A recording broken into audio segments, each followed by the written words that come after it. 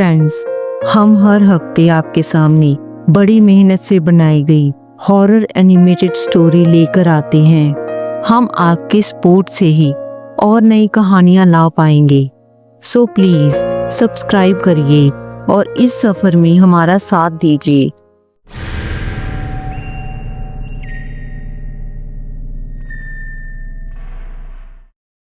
कुछ घर सिर्फ ईंट और पत्थर से नहीं बने होते, वो अपने अंदर कई कहानियों को समेट कर रखते हैं।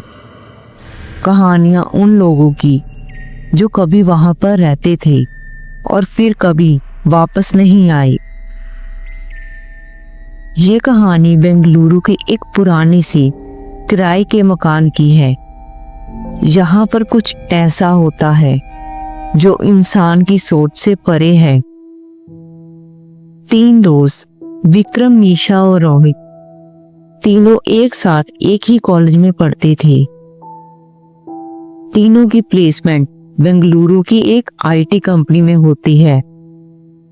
तीनों बेंगलुरु में एक नई शुरुआत करने के लिए वहां पर पहुंचते हैं।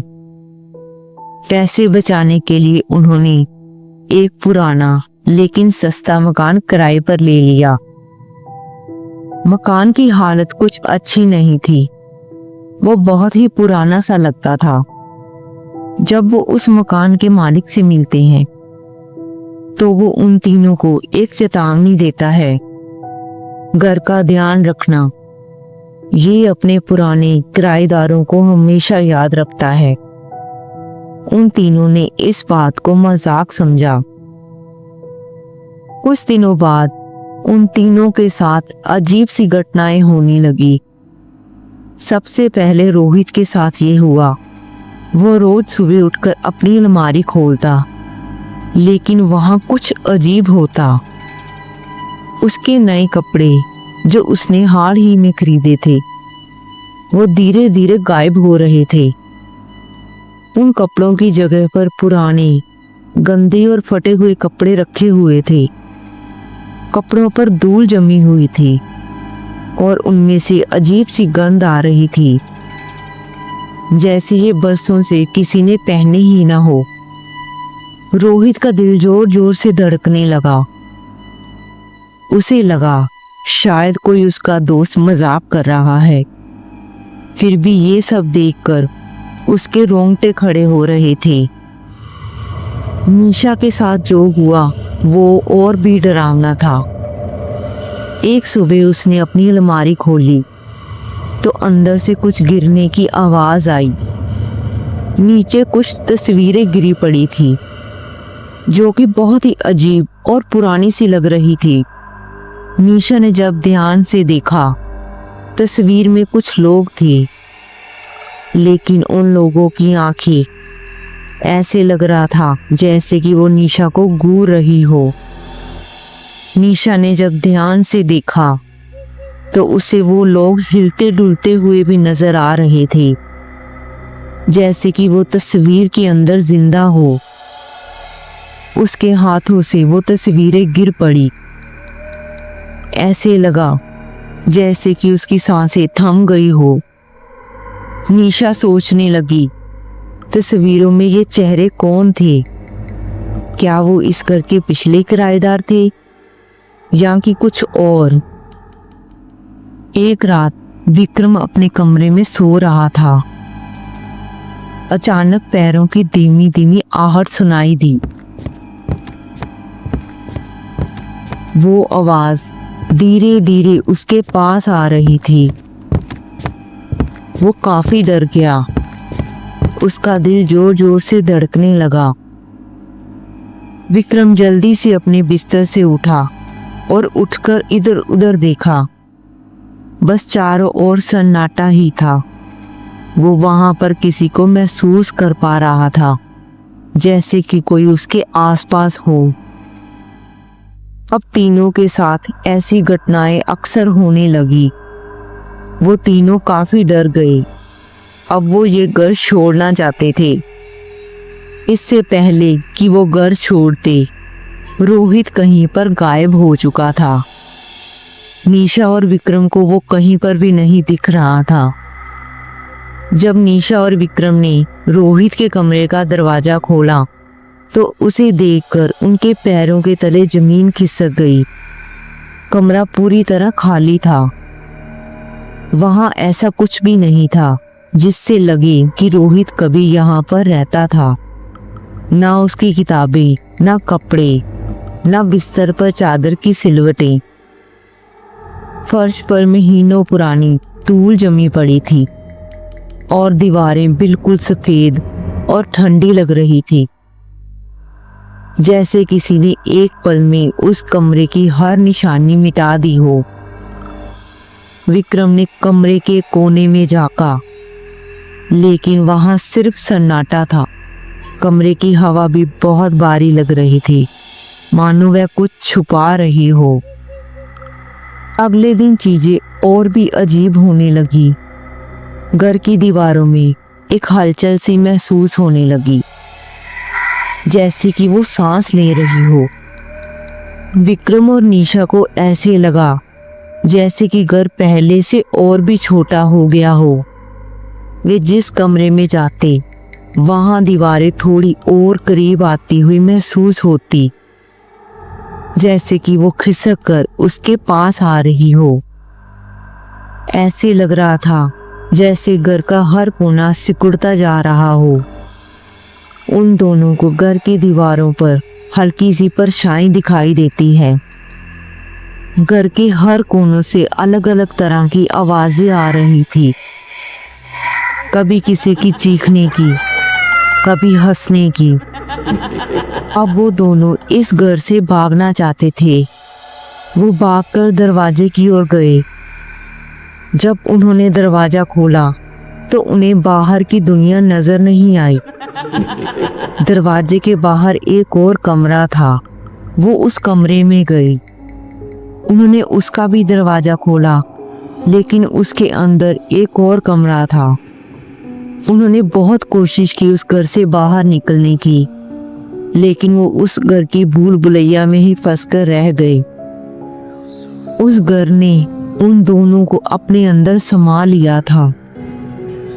अंत में घर का सच सामने आया। ये घर उन लोगों को अपनी यादों में समा लेता था जो इसमें रहने आते थे। उनकी चीजें, उनकी जिंदगियां, सब कुछ मिटाकर वो लोग हमेशा के लिए इस घर का हिस्सा बन जाते थे। कुछ दिनों बाद मकान मालिक ने फिर से टू लेट का बोर्ड घर के बाहर लगा दिया। ये घर फिर से एक नए किराएदार की तलाश कर रहा था। विनोद एक आईटी कंपनी में काम करता है। विनोद और उसकी पत्नी रीमा की जिंदगी अचानक बदल गई जब विनोद की आईटी कंपनी ने उसे दिल्ली से पुणे ट्रांसफर कर दिया।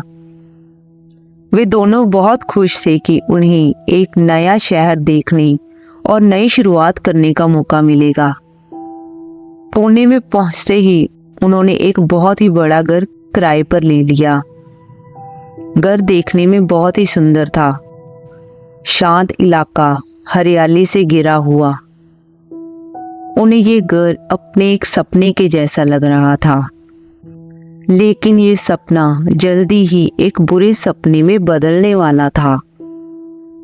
शुरुआत के दिन बहुत ही अच्छे रहे। घर में काफी शांति थी, लेकिन धीरे धीरे अजीब चीजें होने लगी। विनोद को कई बार ऐसा लगता जैसे कि कोई उसकी निगरानी कर रहा हो। जब वह घर में अकेला होता तो उसे लगता कि शायद कोई उसके पीछे खड़ा है, लेकिन जब वह मुड़ता तो वहां कोई नहीं होता। कई बार रात को सोते वक्त उसे धीमी धीमी सी आवाजें सुनाई देती, जैसे कि कोई उसके कानों में फुसफुसा रहा हो।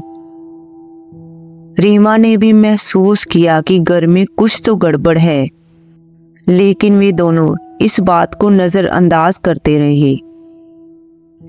फिर एक रात विनोद ने देखा कि घर की सभी लाइट बिना किसी वजह से टिमटिमाने लगी और फिर अचानक बंद हो गई। रीमा भी घर के अलग अलग हिस्सों में अजीब हरकतें महसूस करने लगी।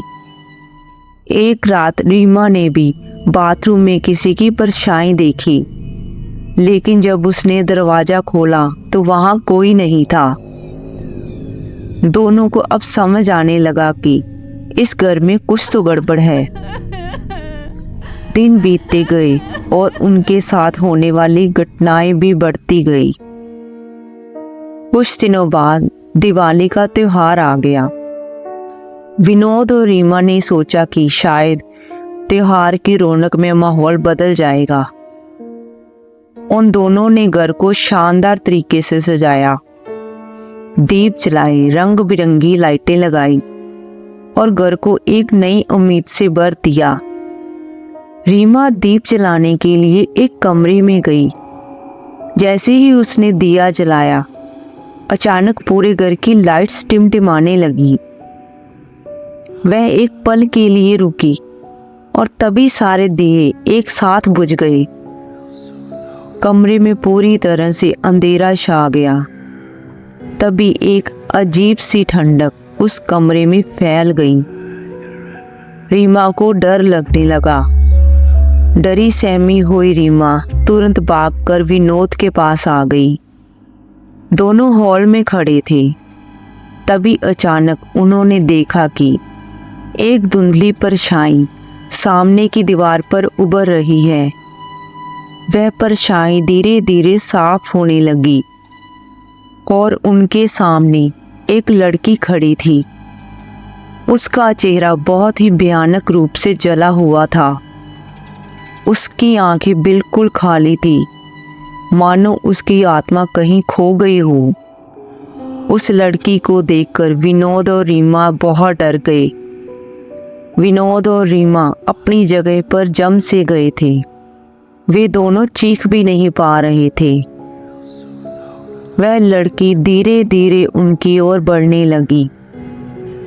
उसके कदमों की आवाज जैसी फर्श पर नहीं बल्कि उनके दिलों से गूंज रही थी।